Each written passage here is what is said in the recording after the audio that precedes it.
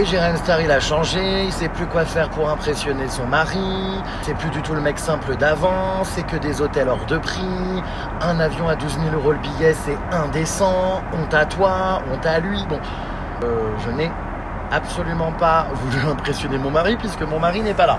T'es là? Oh ma vie! Eh ben non, il est pas là.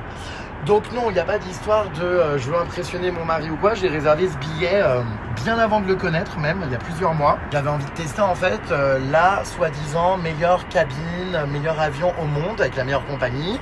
Cela dit, je le confirme, c'est vraiment très bien. Mais évidemment, je pense qu'en temps normal, si j'étais pas dans la création de contenu, tout ça, j'aurais sans doute pas réservé un billet d'avion aussi cher. On est bien d'accord, c'est hors de prix, c'est indécent.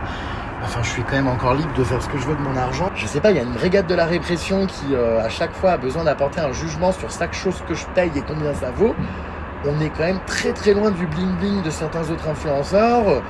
Je trouve que quand même dans mon quotidien, je suis quand même quelqu'un de raisonnable. Donc j'expérimente ça et bah oui, je suis hyper heureux parce que c'est à vivre, c'est à voir, c'est intriguant. J'ai vu plein de youtubeurs ou plein de gens faire des vidéos comme ça où ils testaient des premières classes ou des classes business dans les avions. Et en fait, d'un point de vue évolution dans l'aviation civile, tout ça, t'as envie de voir de quoi ils sont capables en technologie aujourd'hui. Enfin, je trouve que c'est hyper immersif, hyper intéressant. C'est sûr, c'est très cher. Mais encore une fois, la création de contenu, de toute façon, reste mon secteur d'activité. J'ai une entreprise de production audiovisuelle.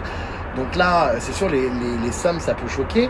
Mais quand je pars tourner un reportage, une interview, pareil, aux USA, chez les Mormons, avec Ania ou quoi, bah c'est pareil, il y a des billets d'avion, il y a des frais de production, il y a des frais de tournage. Enfin, je pense que je suis peut-être l'un des rares, en plus, sur les réseaux à en parler ouvertement. Moi, j'ai pas de mal avec ça. J'aime donner la vraie valeur des choses. Je suis absolument pas en train de me vanter, vous voyez ce que je veux dire? Enfin... Moi, vous savez, dans une semaine, je dors dans la jungle, au milieu des tribus, par terre sur un sac de couchage, sur un tapis, et ça me va tout autant, si ce n'est même mieux, que des trucs comme ça luxueux. Bon, c'est très sympa quand même, tout ce confort.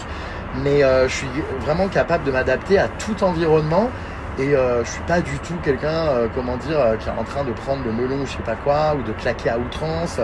Non, j'ai toujours été très responsable dans mes investissements et dans mon avenir. Et de temps en temps, oui, se faire une petite folie, enfin une grosse folie, si je peux me le permettre, je pense que j'aurais tort de m'en priver. Voilà, donc par rapport aux attaques, tout ça, bon, j'en ai vu beaucoup circuler, mais c'est vrai que non, j'ai pas changé. Je reste quand même quelqu'un de simple.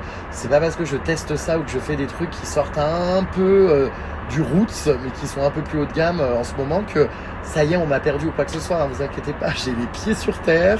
C'est les choses les plus simples qui sont les mieux. Avec mon mari, d'ailleurs, hier, on était à Paris en terrasse à